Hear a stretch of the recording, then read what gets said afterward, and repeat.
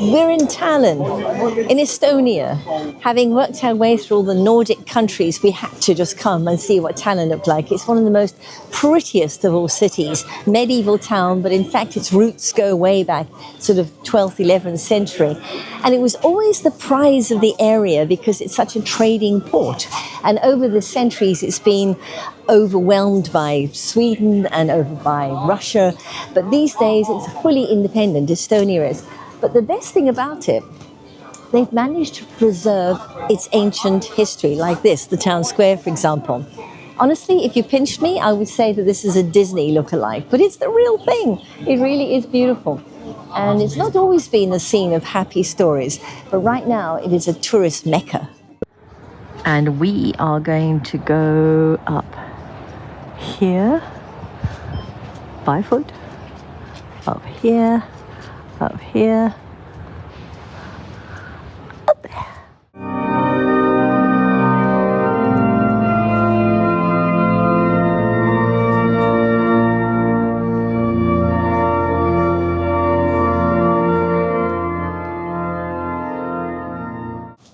I don't know whether we just didn't read the small print or something, but we've just climbed up 200 and something stairs. It felt like 2,300 stairs because they're about that wide to get here, which is the top of the spire of St. Olaf's. And it's the place you have to go if you want to come and see a 360-degree view. But this church dates back to the 1100s. It was built in the 12th century. And it's been burnt down and it's been rebuilt, and it's mainly a medieval church. But in its time, it was the tallest building in the entire world, which is not a claim you can make right now, but it's still damn tall. And it was thought it would attract ships from the sea because they wanted to become the maritime town. So they actually commissioned someone to give them the tallest spire in the whole area. And I think they succeeded.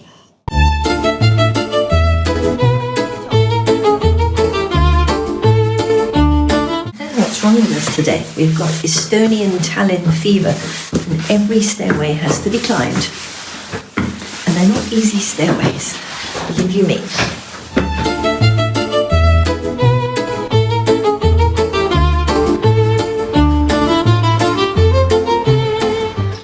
We're walking along St. Catherine's Passage, which is arguably one of the most photographed passages and areas around Tallinn. But it dates right back to the 1400s. It's a 15th century structure, leads through to St. Catherine's Church. What makes it so interesting is that all the way along there's these artisanal studios of craftsmanship and art and glass blowing and all sorts of things. So the tourists flock here. But the best part about this, everything we're seeing is legitimate and real. The structure's exactly as they used to be back when it was functioning. They look like sort of pieces of art, but actually what these are tombstones. They're limestone tombstones from the medieval era. Apparently belonged to wealthy merchants and magistrates and people of nobility, I suppose, back in that era. And all of these tombstones were 14th through to 16th century, and then in about the 20th century they decided to bring them over as a restoration project and display them as they are right now on the wall that leads on to St. Catherine's Church. This is the marketplace, what used to be the old marketplace anyway, but in fact what we're looking at is a restaurant you'll often see on documentaries where they all dress up in medieval costume and you eat all sorts of strange and interesting meat stuffs. But over here, on the other side, more or less over there, is the town square where we were earlier, but this is the town hall. And that is the oldest Gothic town hall still standing in the northern parts of the planet. And it dates back to about the kind of 13th, 14th century. First built in the 13th century, but then it was restored. History, history, everywhere you look. We're walking towards the town square, but Melissa, we've just found what we can do tonight. This is the Klubi nightclub of Estonia, Tallinn. Maybe, maybe not. We are sitting in a spot of ground high up over Tallinn, but it is an area that is so filled with history, we had to come and have a good look. Well, behind me is Tall Herman. And I love the way they call them Tall Herman or Fat Margaret. But Tall Herman is the most important tower in Estonia because it's seen all the chapters of history and domination, for whoever's in charge of this country has the right to fly their flag. And nowadays, every single sunrise, that flag goes up, the Estonian flag, and they have the national anthem playing.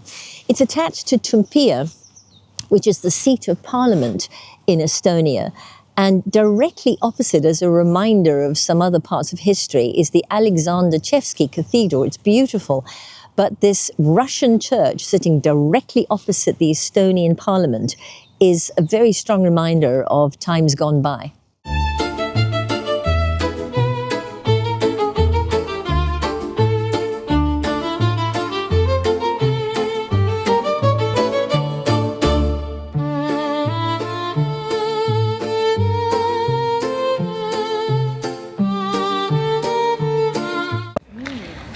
You know, we were talking about names. We've got Fat Margaret and Tall Herman. Well, here's one.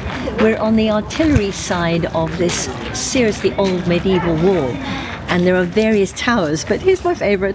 It's quite famous, 1483, and it is called Kikindikok. Genuinely, legitimately. The only people back home will understand why we find that so funny. One of the things about Tallinn that we find quite fascinating is the contrast between the old and the new. Now, we've been staying in the old town and mainly exploring it because that's where the history is. But in fact, today we've stumbled into a completely different part of Tallinn. This is Rotermann City.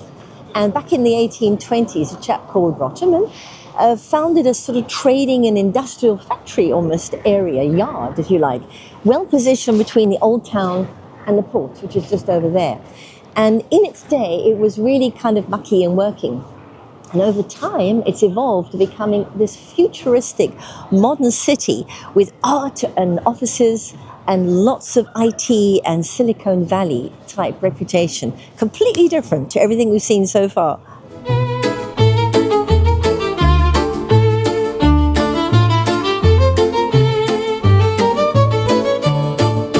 On the move again, as we say farewell to Estonia, specifically to Tallinn. Next stop, Denmark.